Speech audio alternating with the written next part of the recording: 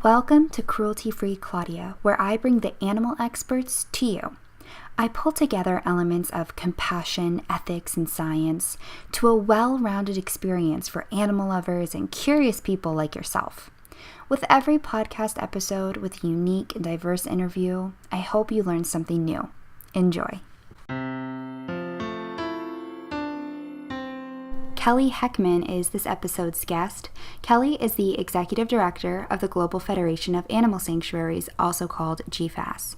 She has a Bachelor of Science from Purdue University and a PhD from Northwestern University. In this episode, Kellie shares with me all of the wonderful work GFAS does and what her role is, what a pseudosanctuary is and how to identify one, how to help animals in captivity and why we need to, and the importance of supporting true ethical sanctuaries around the world. Kellie and I experienced a bit of audio difficulty at first, but she was gracious enough to dedicate more of her time until we mysteriously found a solution. So if you enjoy this episode, please go to facebook.com/GFAS Sanctuary, all one word, and let her know how much you enjoyed this interview. Thank you.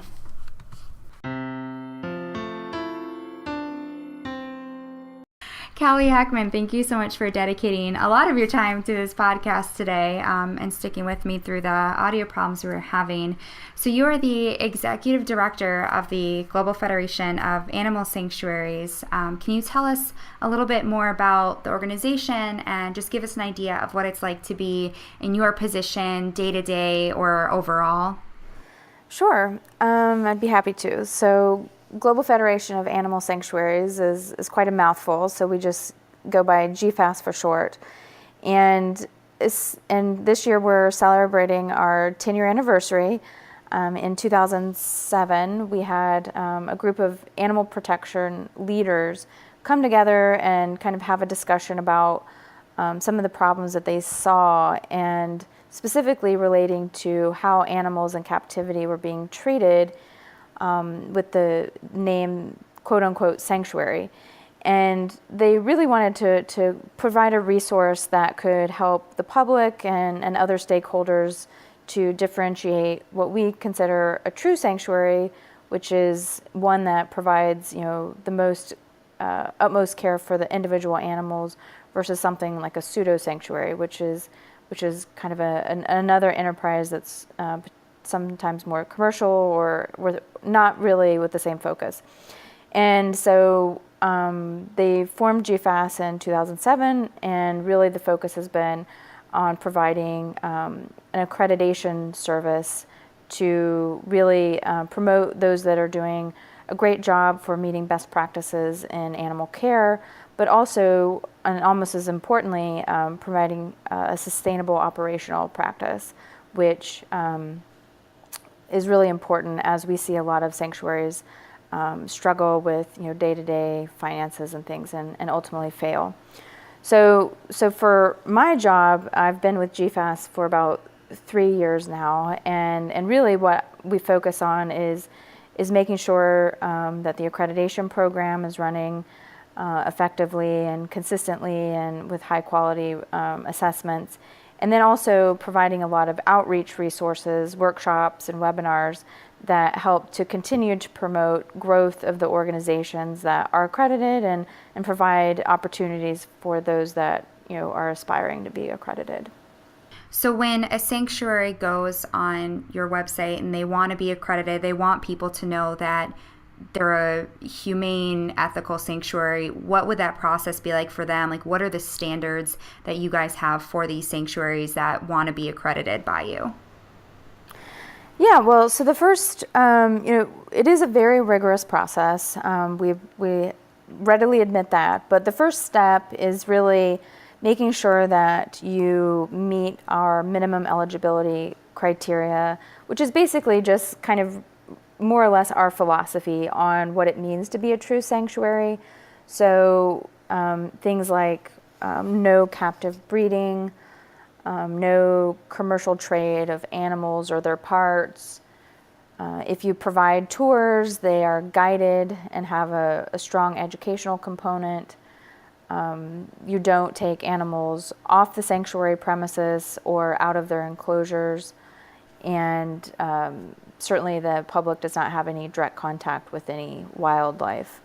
So those are kind of, and there's some additional kind of, again, big scale ethical kinds of questions that we're asking, but essentially those are at the core of what we feel is a true sanctuary. And so that's kind of the first step is, making sure that you fit all that. And then once you, pass that barrier of the process, then, we'll start asking you a lot more detailed questions about the kinds of animals that you care for and the types of care that you provide and your governance and operations and finances. And, we do definitely get into the weeds on how the organizations are being run. What are the most common issues and reasons you see that typically would bring an animal to a GFAS accredited sanctuary? So there's really, I think it's three things in general.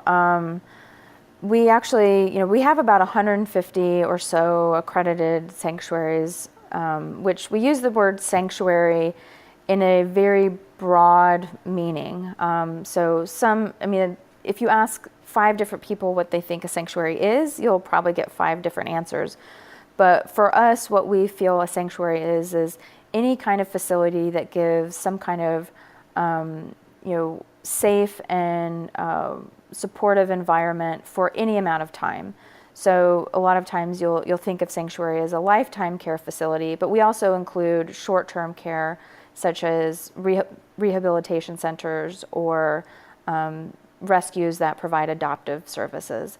And so it kind of gives us a really broad span of the types of activities that are being done.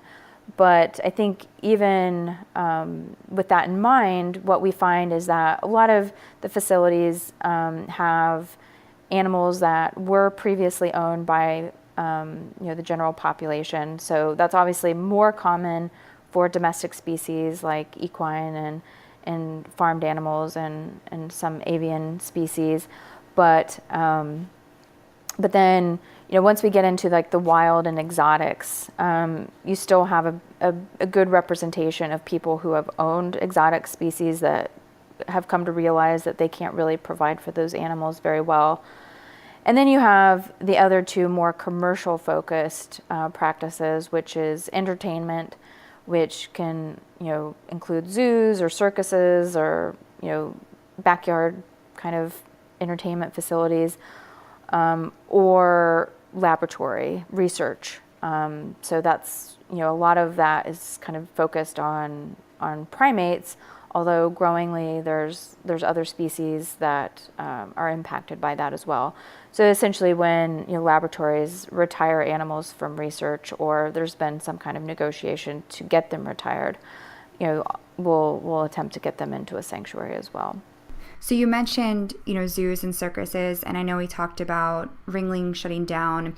Does GFAS, or do you have any kind of opinion or statement about these types of facilities? And what do you guys think about, Ringling being shut down?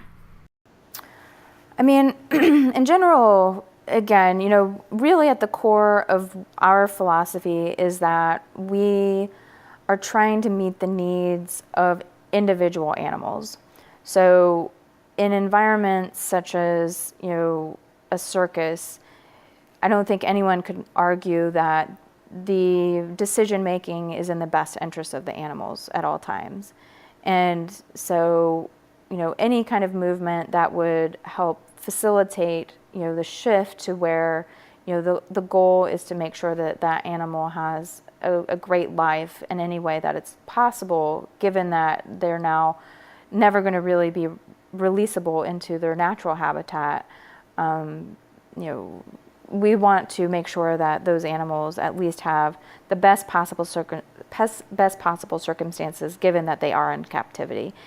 And so, I think what Ringling represents, and their closing down is an amazing indicator that the general population is recognizing that, the use of animals for entertainment is becoming less acceptable. And so we're seeing this shift where, people see that, it's not necessarily in the animal's best interest to be performing like that. And so it's very exciting when, we're SeaWorld, or when, like NIH decides that they're not going to support chimpanzees in their government supported grants. Seeing those huge shifts in favor of animals being less commercialized and used as resources for human use is, it's just, phenomenally exciting. So yeah, I mean, I think above all, Ringling shutting down is just a great indication that that's, there's more to come, that the public is ready to not accept that kind of use of animals. Absolutely. I've talked to people who aren't necessarily quote unquote animal people, and it seems like the issues we know with animals being used in entertainment are becoming a lot more transparent. We see what's going on. We have undercover video footage, and it just makes people uncomfortable. Mm-hmm. Do you foresee either other circuses or other, places of entertainment that use animals following suit of Ringling, of just not being able to either be profitable or be popular enough to stay in business? Do you think that this will kind of be a domino effect? I mean, I definitely think it's going to be a balance between the public not supporting them and it no longer being profitable. And then in complement to that is that more and more government bodies, whether that be at a very local level, like, a town or county ordinances, or even, national ordinances that, are basically saying that we no longer accept that. Not too long ago, I think it's been a couple years at this point, but Mexico decided that it was unacceptable to have live animals within circuses. So I see that, and that's, other countries have made that legislative change as well. So I think, U.S. is starting to follow suit for a lot of countries that are already light years ahead of us in that regard. But I think what's going to be driving that is that, the public opinion is, really using their consumer dollars to make those choices. And I think it's, Ringling, they didn't do it because they wanted to do the right thing. It just wasn't profitable anymore. So. Right. What else can people do to make sure that their community knows that this isn't something that they support? Of course, they could just not go to the circus or whatever, but is there anything more that people could do to make sure other people know that this is becoming a social taboo? Yeah, I mean, I think, being aware of, local, when things do come up in local ordinances, making sure that, you're aware of those kinds of things. I would say, follow a lot of groups on Facebook that are, monitoring those kinds of activities. Like ALD, Animal League Defense Fund is one that's really great about, putting it out there that when new legislation is being considered, start talking to your government officials that, hey, our neighbor, or in this state, or, look for examples to pull, and then start that dialogue with your local leaders. Because I think, what's going to happen is that we're going to see a lot of grassroots activity, and then, once we hit a tipping point, then we'll start getting states to come on board, and then, eventually the nation at large. But this is really going to be a grassroots focus, I think, in the U.S. But yeah, in addition, certainly, if you see that animals are not being treated well, and that's why GFAS exists. And there's also a comparable accreditation body that outlines a list of zoos that have met their accreditation standards. And so, if you are interested in seeing animals, I would recommend, focusing on an accredited facility, whether that, obviously I think sanctuaries are a good choice, but if you do want to attend a zoo, make sure they're accredited. So how would one go on, your website and find GFAS accredited places near them, or just in general? Because you guys have a global map online, right? Yeah, so we have a very broad reach. We're active all over the world, and for every species of animal that is in captivity except for companion dogs and cats. So we definitely have a very large scope.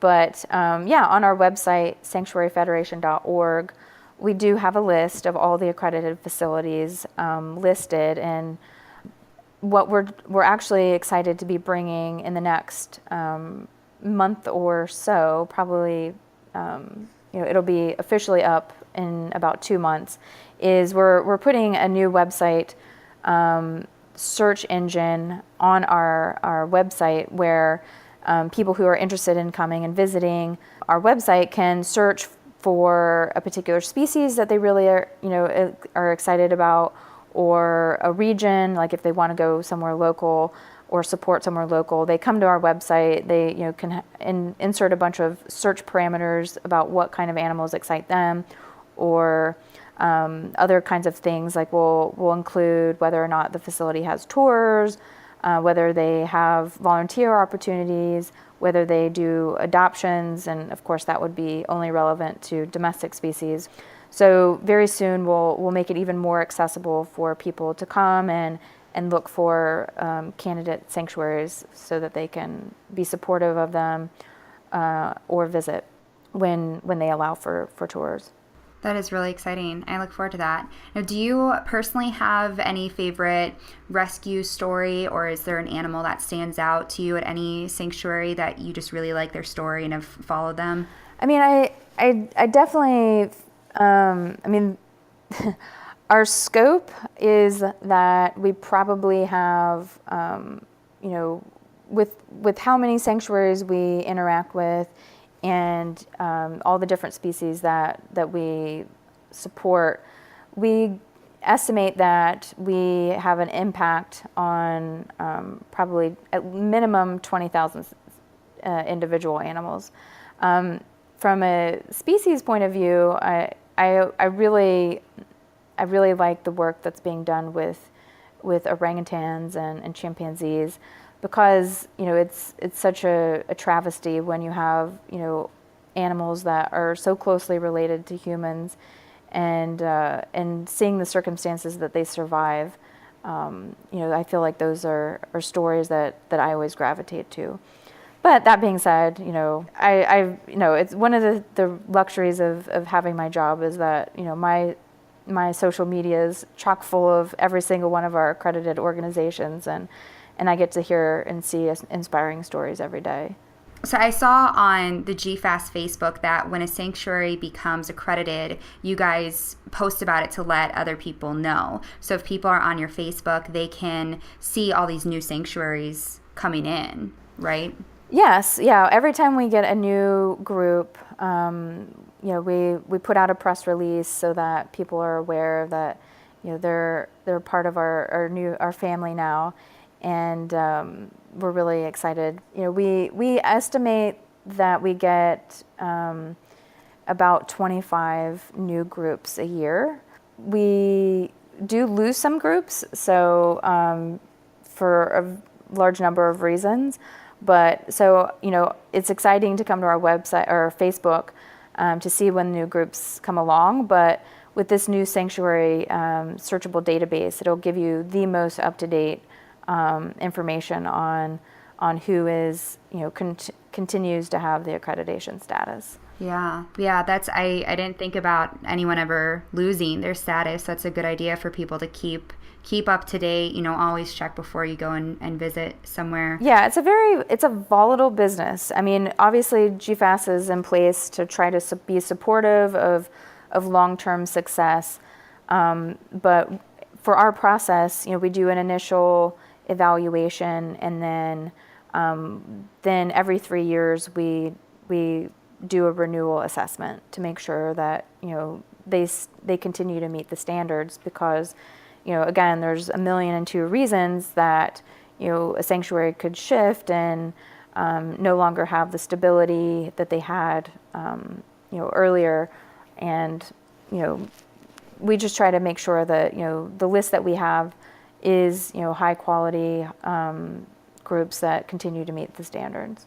Can you explain the differences, between essentially a true sanctuary, one that really thinks of the best for the animal, versus a pseudosanctuary, and why these differences are so important? Well, to me, I mentioned our minimum eligibility criteria earlier, and I kind of was focusing on the individual animals and prioritizing their needs. But I think what is an easy way to determine whether or not what we are calling a true sanctuary is if you're visiting a place and you want to know, is this what we consider a true sanctuary or not? The easiest thing for me is to look at the way that they do tours. If you can buy a ticket and go anytime you want and just, walk around this facility without any kind of guide or restrictions, that is a red flag. What we really like to see when it comes to tours, and we do accept tours because it's a great educational tool if you're doing them correctly and with the right messaging in mind. But what is an easy way to see is to differentiate is if people go into a facility and they are just looking at the animals, that's just entertainment. Whereas if you have a guide who is providing you with a specific message, why did these animals end up here in captivity? Why is captivity not the best scenario for an animal? What would be a better situation in the native habitat, or why we should not own tigers or other wildlife as pets. These are the things, getting the right message out there is really the focus of a true sanctuary. It's an educational tool. This isn't about making money. It's not by, being a commercial practice. And there's absolutely no regulation on using the word sanctuary or using the word rescue in what you do. So that means that you can say, Kellie's Sanctuary, come visit, we rescue animals, but that has absolutely no bearing on whether or not we're a true sanctuary or whether or not we've gotten animals from rescue situations. It really, you really have to be mindful that these sanctuaries are not all created equal. And again, like the easiest way for me to differentiate if someone says, hey, is this a good facility or not, I just go and look to see, how often they're letting people in. And that's just something that anybody can see. It doesn't take a qualified eye. That's something that's very easily differentiatable. The other kind of super red flag that we would look at is on their social media or on their website or even at their facility. Do they have contact with wildlife? Hopefully you're not going to a facility that allows you to have contact with wildlife, and that and there are facilities that let you pet tiger cubs or handle other wildlife, and that is not in the best interest of those animals. They're being bred specifically to give you those opportunities, which that is not acceptable in any case. No animals should be bred just for for you to have a photo shoot with a tiger cub. So that's one level of really bad, but that's not, I wouldn't even call that a pseudo sanctuary. That's just straight up horrible. But some facilities, they'll have on their websites where the trained staff are interacting with animals. So again, if you're thinking about the individual needs of those animals, bonding with humans is not in the best interest of those animals. What we advocate very strongly is bonding, having those animals have natural behaviors, which includes being able to move around very freely, but also have social behaviors that are more natural, bonding with their own species. And that is something out there that's a real challenge for some people, and especially for certain species, where, for example, birds. People like getting pet birds, but birds are wild animals. They are not domesticated. They've not been raised for generations, thousands of generations to be, in existence with humans. They are often taken out of the wild, or they're being bred by animals that were taken out of the wild. So we're not talking many generations. We're talking one or two at best out of the wild. Those are wild animals, and again, for the best interest of the welfare of those animals, they should be bonding with their own species, not with humans. So we really advocate that any kind of display with human-animal interaction is prohibited, because is really sending the wrong message. It's saying humans should be taking wild animals and making them part of what we're all about, instead of having those animals be natural and what they're all about. So what would be the best way to educate others, whether it's family members, friends, or coworkers, about these kind of pseudo-sanctuaries, and how to facilitate and start a conversation like that so that it doesn't go downhill or you don't have disagreements? Well, I mean, I think, and I think, I've maybe been a little on the negative side as I've been presenting this, but, really what GFAS is all about is trying to promote we're trying to improve animal care for animals in sanctuaries. And in our process, we never call out anybody who's doing something bad, because what ultimately we're hoping is that we can at some point work with them in order to kind of gravitate towards a more true sanctuary philosophy with them. So, I mean, I think in general, the approach that I think is more useful is looking at the good examples that are out there, and really, looking for, how what they do is doing a lot of great things for the animals. And then when I do get people to asking me specifically about facilities that are not accredited, not on our list, since we don't say who we think are bad, which again is just for us not very productive. We want to move things forward. To me, I advocate that they ask why they're not accredited, and say, I would really love to support you and visit your facility, provide donations. People respond when you start talking about, potential donations, but say, but getting accredited is very important to me, because I want to make sure that, what you're doing is, for the best interest of the animals.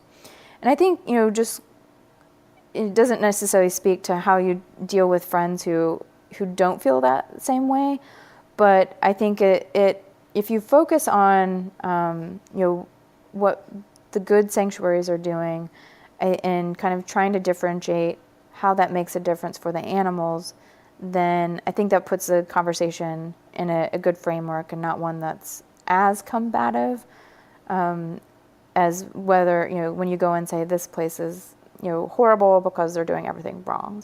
That's at least how GFAS works, and I think, it's something that I feel is helping rather than hurting. So. Right. So what can someone do, not in terms of reaching out to other people, but just as a citizen who's concerned? Either they want to help, sanctuaries, or they want to bring attention to one that is exploiting animals. What can they do in their everyday life or overall to help good ones and make sure that ones that aren't thinking about animals either get, either they change or they get shut down or something happens? Well, I mean, the easy answer is do everything you can to be supportive of those that are doing the right thing. And that includes, if obviously giving donations when you can. But if financially that's not a capacity that you have, being supportive on Facebook, sharing the good things that they're doing. If you see some other facility that is doing something that's not in the best interest of the animals, then, if it feels like the animals are in danger, contact your local law enforcement. If you feel like, the conditions are just not great, contact your local USDA office. Any facility that exhibits animals has to have a permit by the USDA in most states. There's a few states that don't require that. But if you are seeing something that feels wrong to you, they don't have water, their enclosures are very dirty, or their space is just really restrictive and don't allow for very good lifestyle for that animal, contact your local USDA office. They have the regulatory strength to go in and cite them, review that their practices, what they're doing, and cite them for doing things that are not in the best interest of the animals. So I think that would be my advice for those that do find themselves in a situation like that. Now, for people who, I know many animal lovers who talk about it would be their dream to have a farm or sanctuary of some sort. Do you have resources for people who are interested in starting something like this, but of course doing it the right way? So that is something that when we redo our website, we will have a page that addresses that. I mean, essentially my advice is don't do it because one estimate of in a study that was looking specifically at equine rescues, 70% of those rescues went out of business, failed within 3 years. 70% of all new equine facilities failed within 3 years. So what that means is that a lot of people are wanting to do this work. They get driven by the issue. They see a specific animal or a group of animals that are suffering, and want to take action, and that is amazing. I love that people are driven by their heart. But if you feel so impassioned by to do it when direct care capacity, go and work with volunteer or start small. Intern or do something at an existing facility first. That would be my very strong advice, is work with another charity first, learn the lessons, learn about the business, learn about how to make things sustainable, because it has nothing to do with whether you're a good business person or whether or not you care enough. It's really just there's a lot of lessons to be learned, and doing that without having any experience is going to it's setting you up to fail. So I would say get in touch with a local accredited facility and start a relationship with them. Volunteer, in whatever way you can, but do that first before you attempt to do this on your own. Now, I know you guys have many sanctuaries that you work with, but do you notice any common key characteristics of successful sanctuaries? Like, there's things that they're really doing right that you see again and again? I mean, I think the trends that I see for those that are successful are those that have leadership that are very tenacious, that basically, accept no, they do not accept no for an answer, and And while, again, in theory that seems easy, it's really not. I mean, this job is a 365-day, 24-hour, every day. This is not something that can be entered into lightly. So it has to be a person who is willing to completely commit their entire life to this cause. And that's something that, again, is you have to have a very tenacious personality in order to make that work. And then complement that with, enough business sense to keep the money coming in that allows you to do that work. So it's not an easy combination of personalities. I personally would not be able to do it. I mean, it's a really hard job. Right. Do you have any last word of advice for people listening, just, your everyday animal lover who just wants to support the right organizations? Just any last word of advice for them? Yeah, I would say, find your local accredited sanctuary and become friends with them. See how you can help. Just introduce yourself to their animals, and I think you'll really appreciate the hard work that the sanctuaries are doing in order to make the lives of those animals as good as it can be for their entire life. And it's very inspiring. It's been something that has brought a lot of joy to my life, and learning about all the amazing work that these facilities are providing to the animals. And I think it would be inspiring to anybody who went to those facilities and really got to know the leadership and the animals that are in their backyards. Absolutely. Well, thank you so much, Kellie. I really appreciate your time today. Yeah, no, it was my pleasure, and I'm glad we were able to get it all worked out. And but yeah, you can visit GFAS at sanctuaryfederation.org, and again, it'll be even more exciting in about 6 weeks to 2 months, and look forward to that. Well, everyone, that wraps up my interview with Kellie Heckman, Executive Director of the Global Federation of Animal Sanctuaries. I truly hope you enjoyed this episode. If Kellie ended up teaching you something new or inspiring you, or you just like to contribute to the well-being of rescued animals, you can make a donation to GFAS directly or one of their accredited sanctuaries. Go to sanctuaryfederation.org for more information. If you'd like to keep up to date with their new sanctuaries they're adding and keep learning about this topic, you can go to facebook.com/GFAS Sanctuary to keep in touch. If you've enjoyed today's podcast episode, please leave a good review wherever you heard this podcast.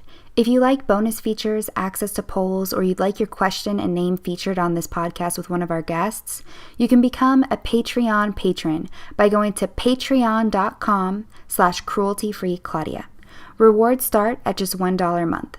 This allows me to dedicate time to do research and conduct interviews, as well as promote the podcast to educate and inspire more people like yourself. Thank you.